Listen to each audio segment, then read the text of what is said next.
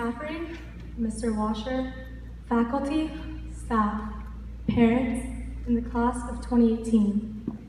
It's an honor to be speaking this morning.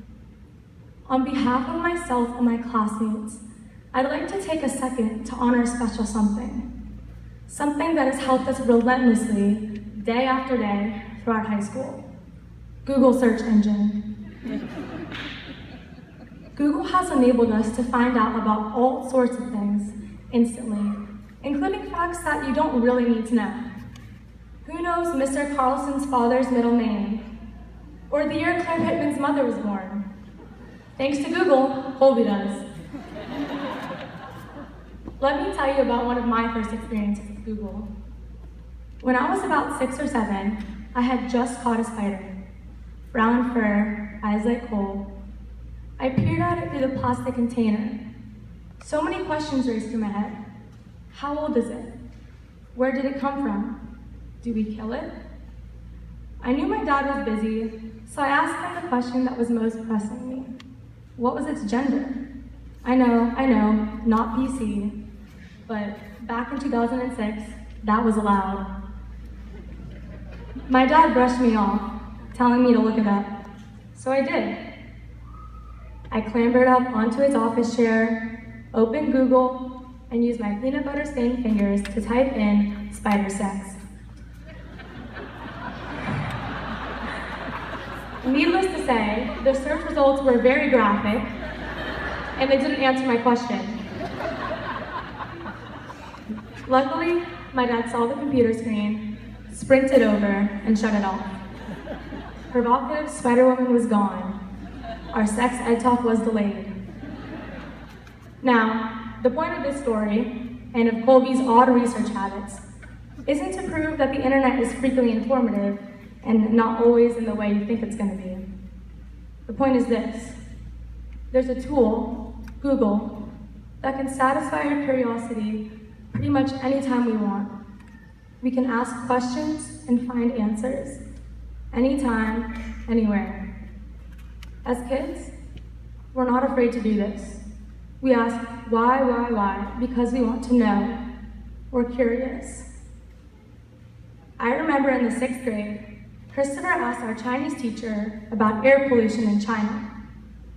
She replied with something along the lines of, "We don't have air pollution in China, Christopher." "But I swear it's true. I've seen pictures of it," he said. "No, Christopher," she replied. "That's fake news. They just take pictures of China on rainy days and call that pollution." When Christopher tried to speak up, he was thrown out of the classroom. Years later, he visited China and confirmed that yes, there was pollution, and no, he still can't speak Mandarin. As we get older, we stop asking so many questions. It's not that we lose our curiosity, but we somehow lose our sense of wonder at the world. I know that's not an issue for Macy Washer and my sister Olivia. When they found out that desserts were restricted to Fridays, their petition questioning this was up in 2 seconds. Priorities, right? Like them, it's important to keep asking why. When we do so, we get closer to the heart of things. And I think, as you near that core, you'll find that everything is interconnected. I realized this one hot afternoon at the Green School in Bali. We were planting rice. The sun was blazing, and I began to sweat, bits of it dropping into the mixture of cow pee and poop I was dredging through. In a moment of typical clumsiness, I tripped, face down into the patty, and was greeted by the wonderful taste and smell and feel of fertilizer. I was miserable. Why did we need to learn how to plant rice? Later on, I figured it out. We planted rice because it showed us how this real-life task was so multidisciplinary. We had to use math, various sciences, and the Balinese culture in order to make food. That day, I learned something invaluable. Partitions don't really exist. If you're not picking up what I'm putting down, picture this.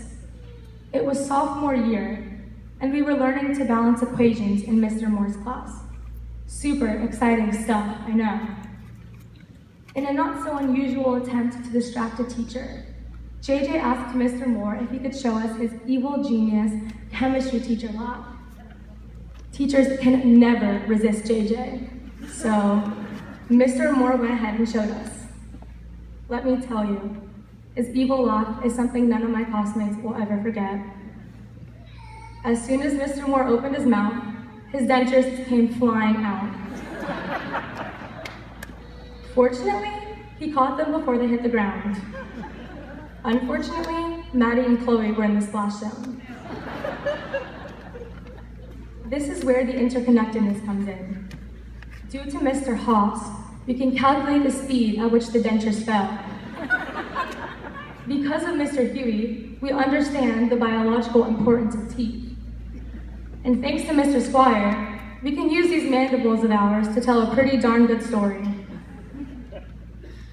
Now, I know I've talked a lot about curiosity and knowledge, but as much as our teachers would like us to understand everything through school, that's simply not possible. Experience is just as important. For instance, no textbook can teach you grief. I didn't know how important it was to grieve and cry until I did so with Mr. Sophia after our friend Sam died. Thank you for that, Mr. Sophia. No matter how much everyone tells us to appreciate each other, to enjoy our senior year, we won't realize that until we're gone. As much as we'd like to think so, we're not graduating today solely due to our determination. We wouldn't be here without our families, our teachers, our mentors. It is their day to celebrate as much as it is ours. To my parents, Kenan and Betsy, thank you for being the utmost role models, for teaching me that the best thing a girl can be is not pretty, but smart, powerful, and confident. To my sister, Olivia, thinking that I'm not going to be living with my best friend any longer physically hurts. I'll miss you, and not just because I'll miss your closet. To my grandparents, Stevie, P, and Bubba, and my godmother, Tracy, thank you for being part of my support system. To the faculty and staff at the Pine School, thank you for your knowledge, time, and patience. And to my class, thank you for being family. I have one more thing I'd like to say. As I leave the Pine School, I hope to never lose my childlike curiosity. I hope that Colby never stops Googling weird facts, and that something as ordinary as a spider will continue to intrigue me. While it's easy for us to leave our younger, more immature selves behind, we don't have to. There's something pure and beautiful in the way we asked too many questions as kids. The satisfaction we felt when moving to the upper school. That hopefulness we had before hitting send on those college applications. The intoxicating trepidation and confusion and excitement we feel now as we embark on the next stage of our journey. But we don't have to progress through lives in the way you see so many people do, grudgingly and bored.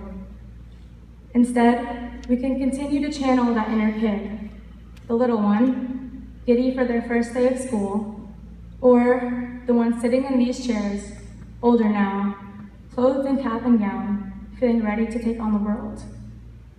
We have a choice, guys. Let's not forget. Stay curious. Thank you.